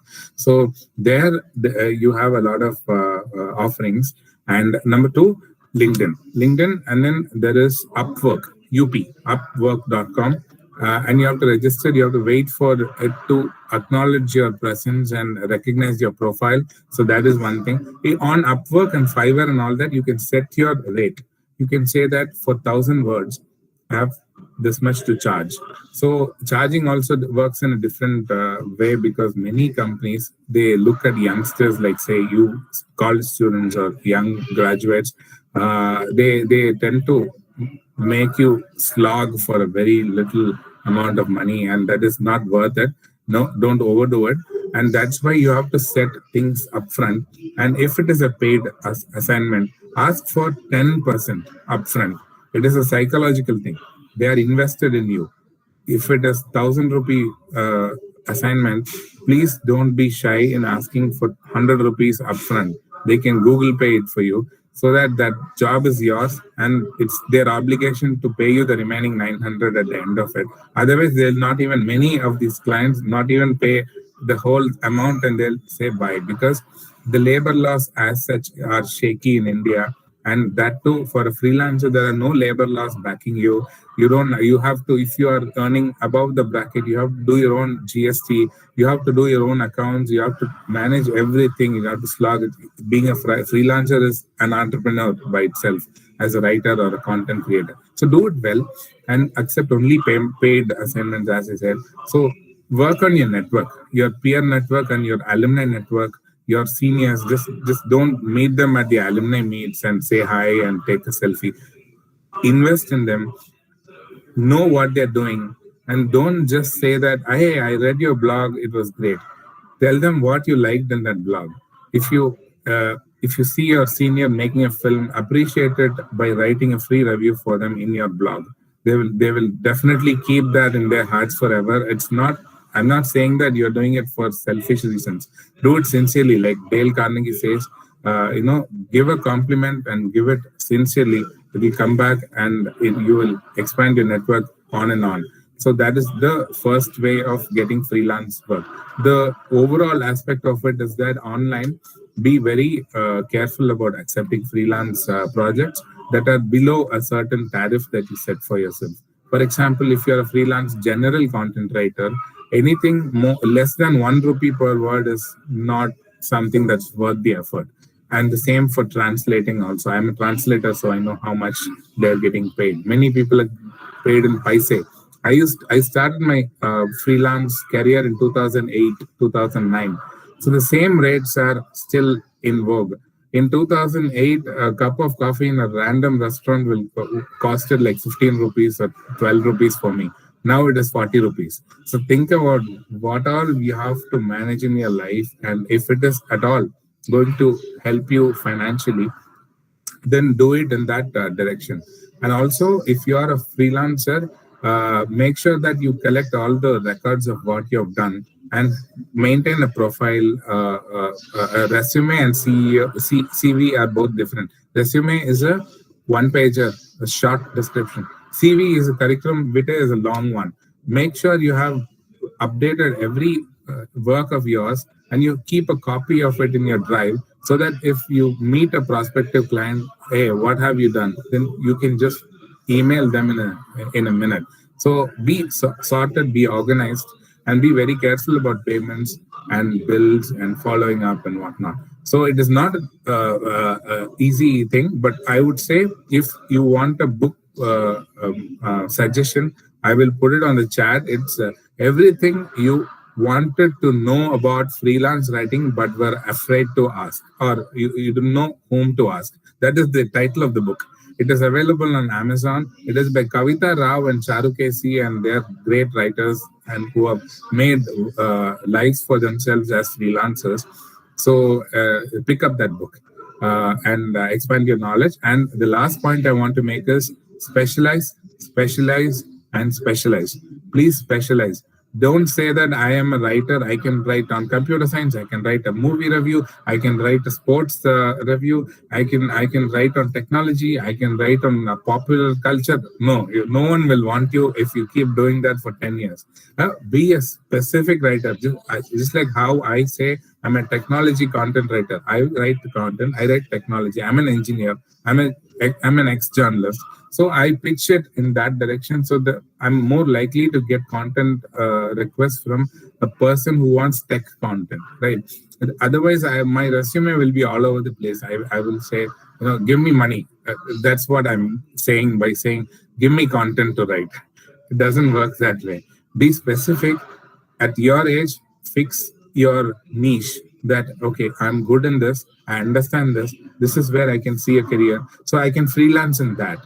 And build up a career towards that. Otherwise, you are going to get assignments. There are so many freelance assignments. It's not like freelance market is dry.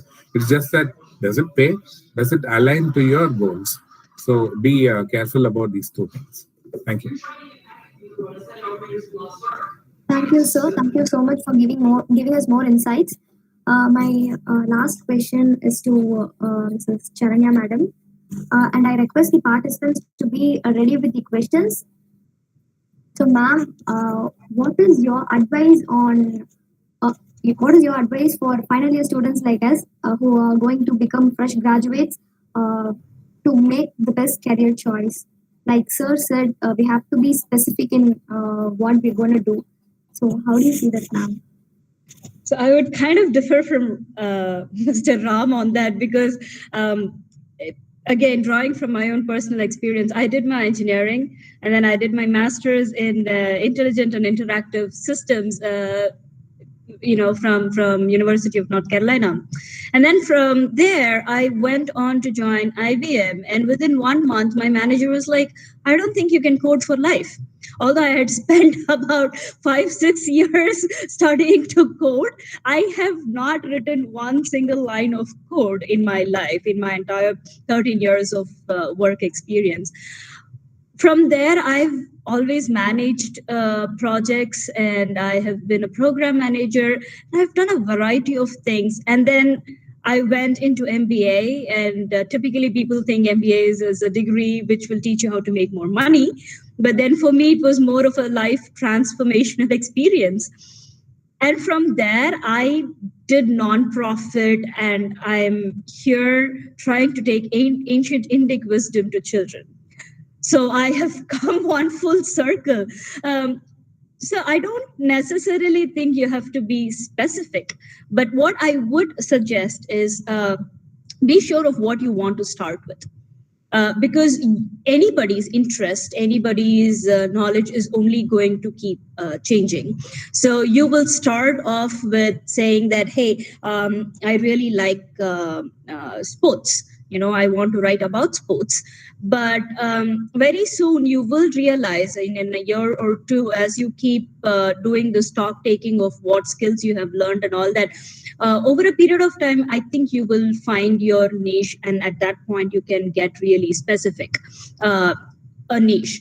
But in one sense, I would agree with Mr. Ram that if you know what you like, then you have to absolutely go ahead and start being very specific, or at least you can start by eliminating things that you don't want to do.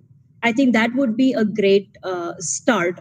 And also start thinking a little early. One of the biggest, I wouldn't say problems, but one of the biggest downsides that I see with the current graduates is they wait until a little too late to decide what they want to do or where they want to start. If you know in a year you have to start working or you want to start working, I don't know what's stopping you from thinking about it today. Why would you wait until your college brings in companies for placement? Right? You start networking with people, and I would completely agree with Mr. Ram on the fact that you have to network. Don't wait for opportunities for the college to present. It's just not in the alumni meet that you go say hello to people. Just pick up the phone. We are all much closer these days, and talk to people. By just talking in your social gatherings, get to know what your friend's father is working on. Get to know what your friend's brother is working on. Talk. And you have so many avenues where you get together with people, your friends, your relatives. It's very funny that even now, in this age of information and all that, I go into I go to a family event, and we are often wondering what the other person does. We know them at a personal capacity. We don't know what they are doing in a professional capacity. So those are things. Start talking, and then the more you talk, the more you understand what kind of jobs and what kind of work other people are doing. You suddenly start forming opinions in your own head saying, I want to do something like this, but I definitely don't want to do this. So the more clarity you have on that, I think you're better, you are at a better starting point once you've graduated.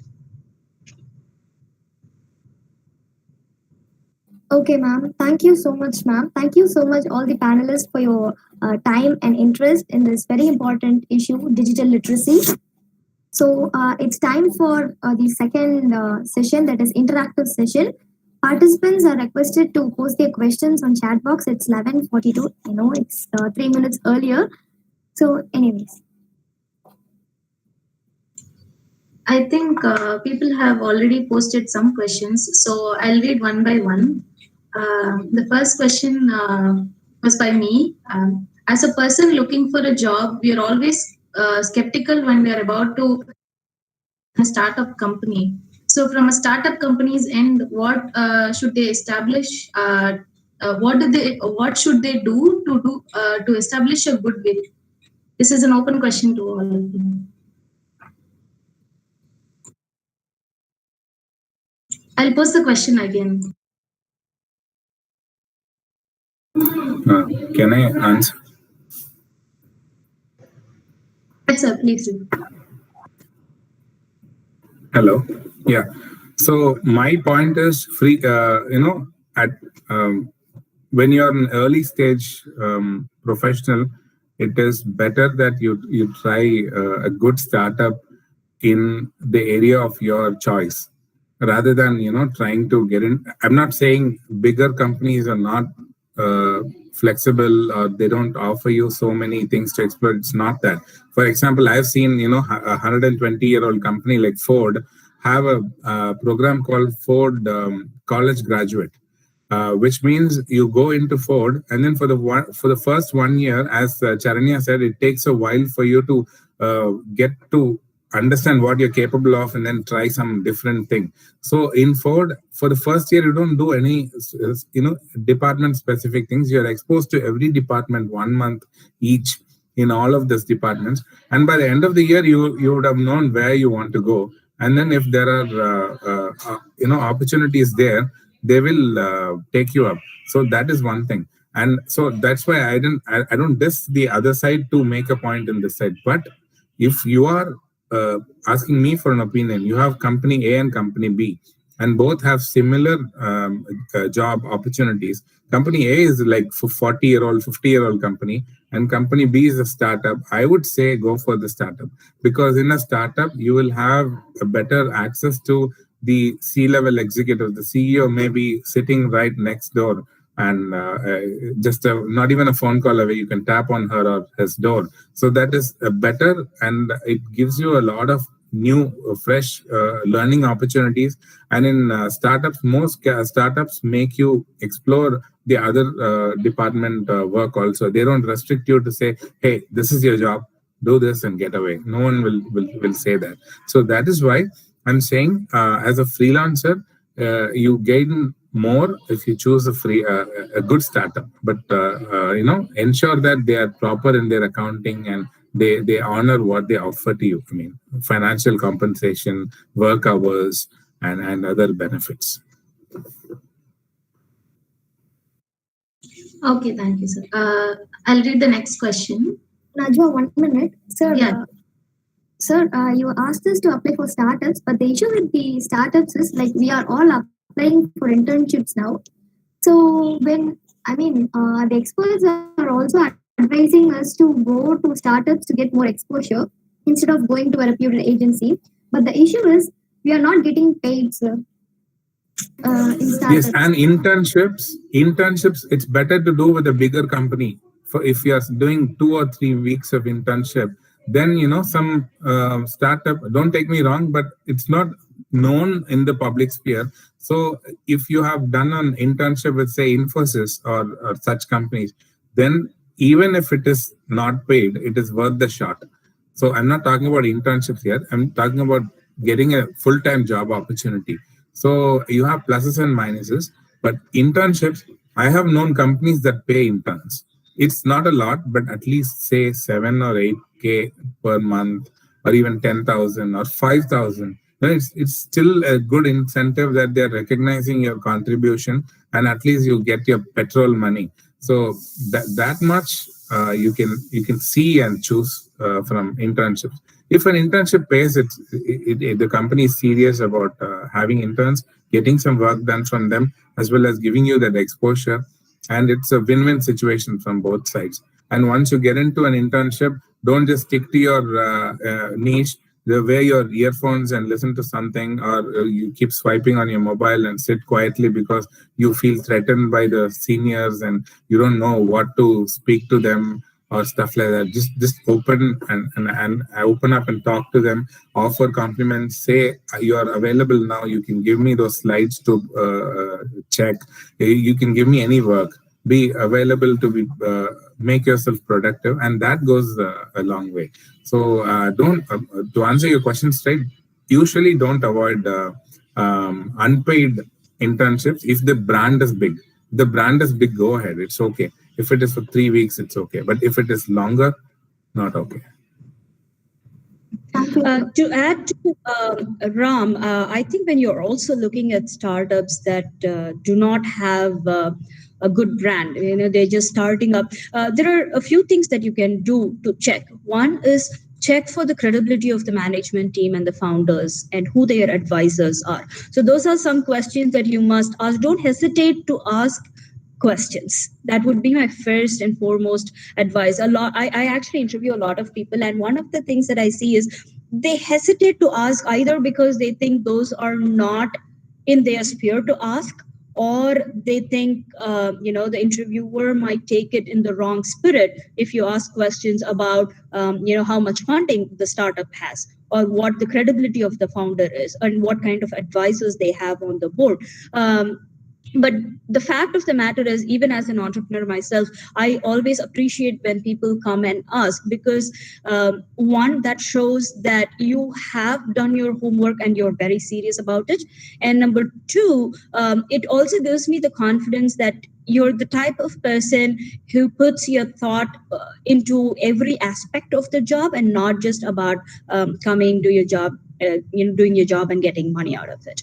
So do ask questions, check the credibility of the founders and the management team, check who all are on the advisory board, or who are friends with that organization. So that will actually help you decide if that would be a good place for you to start. Thank you, ma'am. Okay, thank you, ma'am. So Margaret R has asked a question. Your advice on how to get your clients or your boss to pay you for your work you have done when you're working as a freelancer, even when our initial agreement was to get paid. So I think she's asking how to, make a conversation with your boss to, get your payment on time.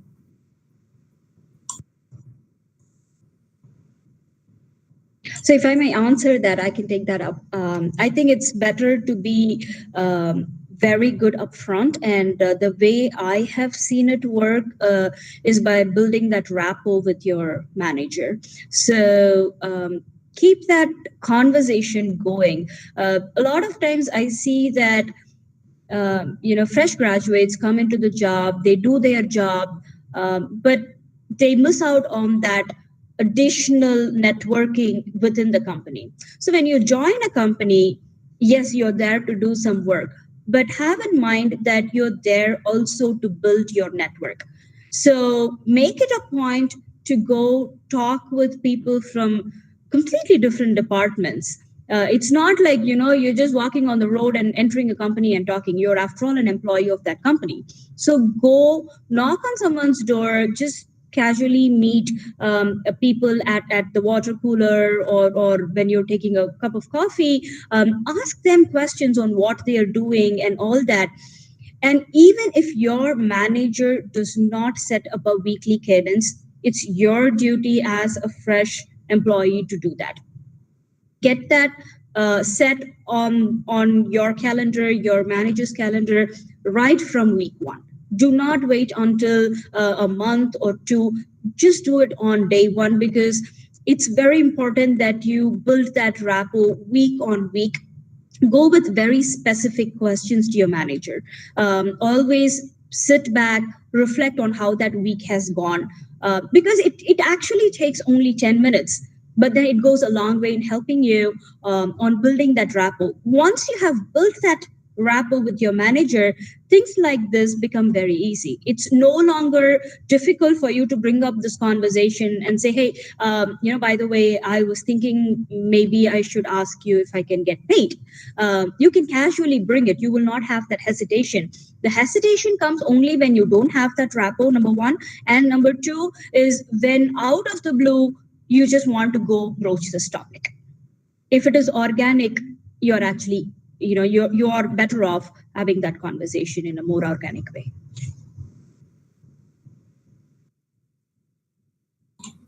Thank you. I have one more point to add to it. Be seen. Out of sight is out of mind. So when you go as an intern or as a junior, just as she said, please make those conversations, make it sincere. Don't just feel like, hey, what are you doing with that presentation? Then that person will say, none of your business, get away. So don't make such straightforward questions. Just go into a conversation, lead into it with a common thing that you have. So as she said, like, water cooler conversations, canteen conversations, and in big companies they have multiple avenues to show your talent, like a theater club or a Toastmasters club, or there is a safety day coming up, so they want to make some fancy things to increase safety awareness. So go and offer your help in making those things, or some writing charts, or whatnot, all voluntary work. And there you get to see the other side of usually hot-headed managers and top executives. You can catch them at a relaxed, friendly manner, and their actual networking happens. And don't do any of these things because you have to do it. It doesn't work that way. If you are pushy or if you are like greedy, people will find out. Just make it naturally. Otherwise, you're more likely to be shunned rather than accepted. But also, as interns or junior employees, dress well, present yourself well. That goes a long way. People have to have the right impressions about you. Yeah. Also, communication skills and soft skills play a important part in it. So I would suggest, watch some videos, how to start a conversation, all those things. And, so you will be prepared to, how to officially start a conversation and, how to have gestures and all those things. So that is also a point that you can consider.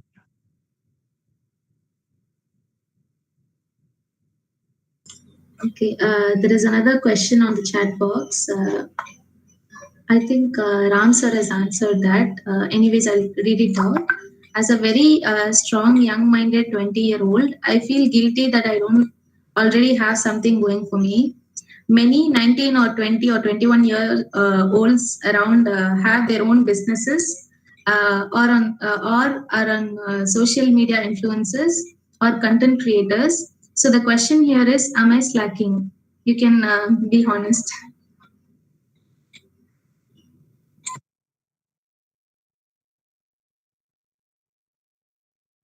Anybody wants to take that up?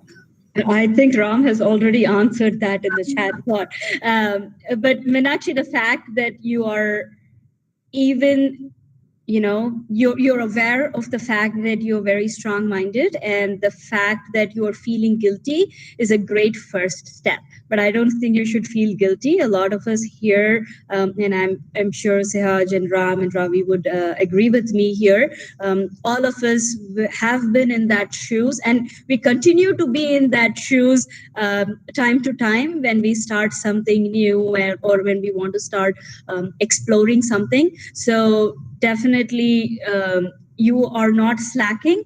You are in the process of exploring. You would be slacking if you weren't even thinking about it.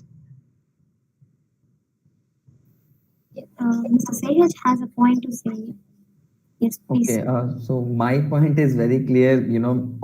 Every young person needs to know one thing, that while we are transitioning from adolescence to becoming an adult, there are so many changes happening within our body, within our mind, and we need to know that. We need to know that that it is quite common that a lot of young people are facing these issues, fear of missing out, you call it, or you call it like my friends who are social media influencers and maybe I am not, or maybe and also as an ad, and a point that we all can take forward is to understand that it is okay not to be okay, especially during this age group of, let's say, teenagers, or you call them so many different ways. We call teenagers, adolescents, young people. Until we reach that adulthood, we need to be aware that it's okay that there's so many changes happening within my body. So obviously I have to face, and I have to be patient during this time. That's all I can tell to Minakshi. Like, you try to be patient, you try to be assertive to yourself, and try to find out what you want to do actually. Like, if you really want to become a social media influencer, because social media influencer is a very tough job. Like, so some brand might throw some products to your doorstep and say that you just create a video. Maybe you don't want to entertain those products, right? So in those cases, you might have to do that if you are a social media influencer, if you really want to be a social media influencer.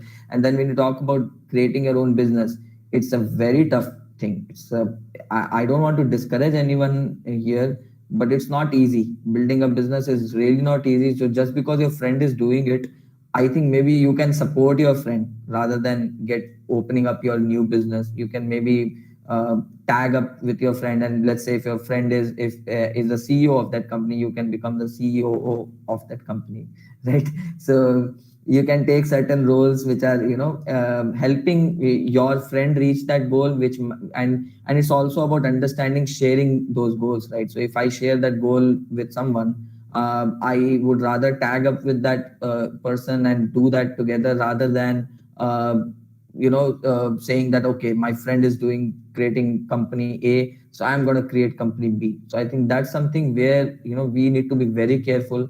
And relationships on top of that take a toll. So we are already in these age groups, we face a lot of relationship issues, right from our family, relationships with the family, relationships with the peer group, relationships with like prospective clients, as we are talking about. So clients would rather take a secondary or maybe a tertiary level on my scale. So I would first rather want to have a good relationships with my family, with my friends, with the people, with my teachers, and then I would take those relationships forward with a client. So if I'm not having good relationships with my teachers, with my family, with the people around me, how can I even think about approaching a client who is going to pay me money, who is going to give me $10,000 to do some job, right? So I think we need to be aware of that. That's what I would like to add up to all the ongoing conversations.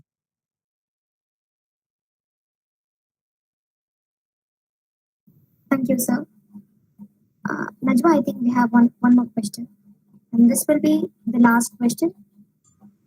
Yes, 1 second.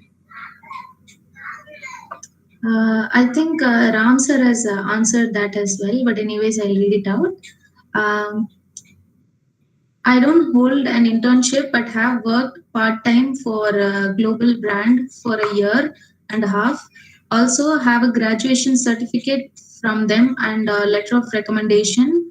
And apart from that, I have done freelance work in media. Is it okay that way to show that I have enough experience during college?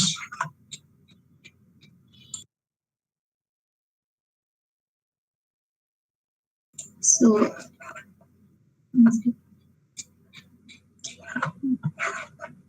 Charanya ma'am has answered that. So, does anyone want to give their point?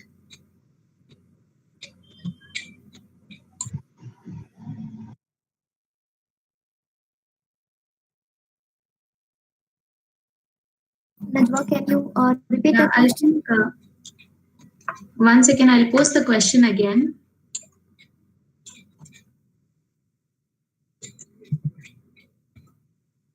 Also, I'd like to ask if Ms. Avantika has got the point. Does she want to ask anything else?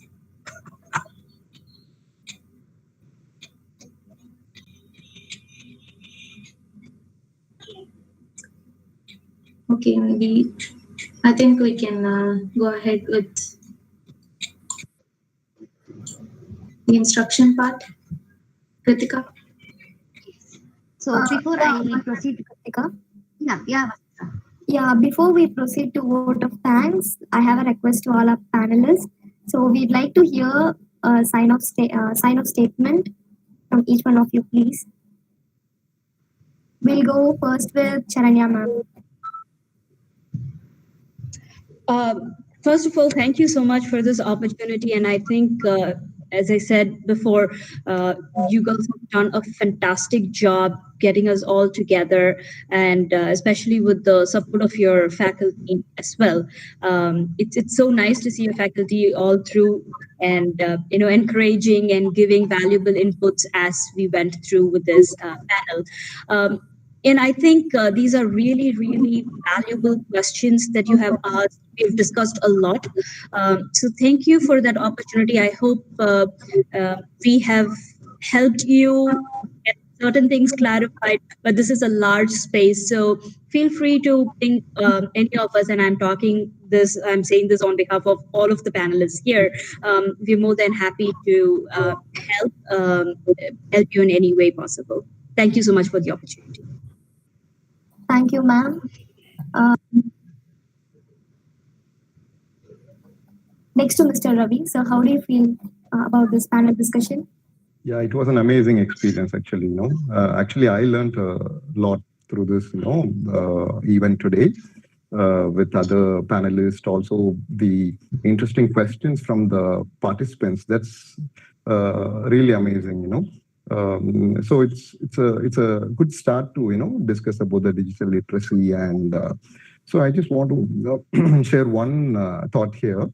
Most successful and happy people, they have shared some message like, let's not start the day by looking on to the mobile phones. That's the main thing. Most often, we tend to pick up the phone and see our previous day's Insta post or something like that. So it's better not to start the day with that. You could start with a little bit of meditation or something on your personal development. That will help you to keep the day motivated, and it will help you in time management. So focus on your personal growth or something, personal development, or chat with your family members. Then after some time, go to the mobile. That's the last thing, I would like to say and complete this session. And it was really amazing to meet you all. And thank you so much for this opportunity. Thank you so much, sir. Next to Mr. Sehaj. So how do you feel about this session? I'm very happy, to share a lot. Pardon me if I said something which was not the out of protocol. Yeah. So one thing I would like to say that I think we are all very privileged. Or we are all online, sitting from our homes or cool places. So one thing I would like to pass over a message to all of us. Is that especially in terms of this digital literacy campaign that we are co-creating here on this online space. One thing I want to make clear is that we need to build longer tables and not taller fences. So that's what I would understand. I would take away in when I talk about digital things. So let's say if my security guard wants that small help, in sending a WhatsApp Aadhaar card to his family, or scan that Aadhaar card. So please do that. So I think it all starts from small actions where we can make this digital space more inclusive, and that's what I would say. Build a longer table, not a taller fence, and that's something can help all of us. Thank you for invitation, for this kind invitation, and being so assertive throughout the call. Thanks. Thank you, sir. Sir, Mr. Ram, how do you feel about this session? And thank you for your valuable information on internships and.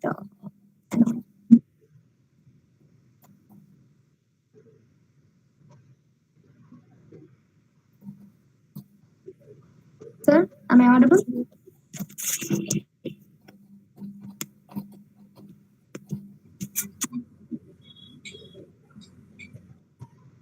Sir, I think you're on mute.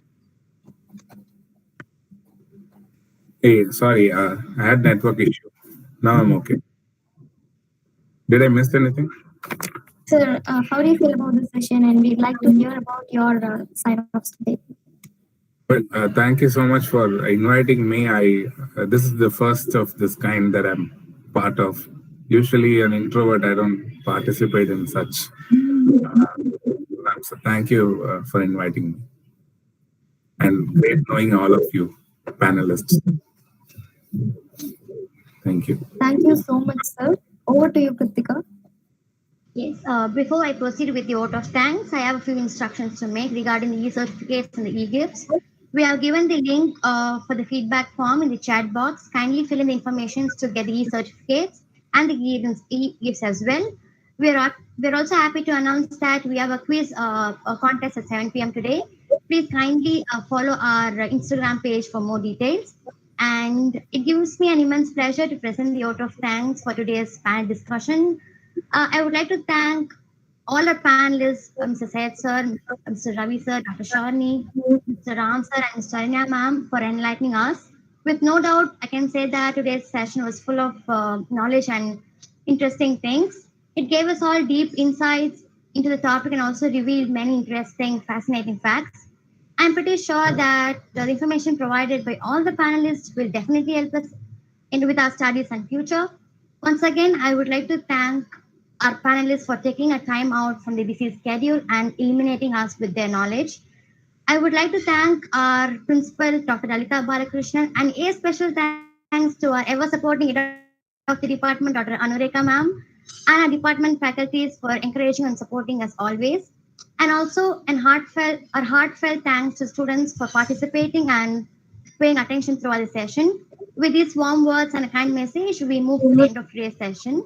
Thank you.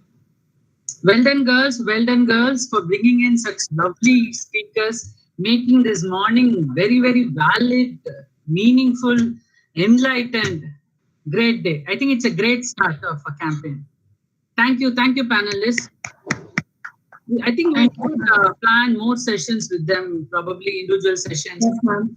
Each have their own expertise, and that will benefit a lot bigger crowd, because we have these restrictions with the G Meet with the 100 participants and live streaming. It's happening simultaneously.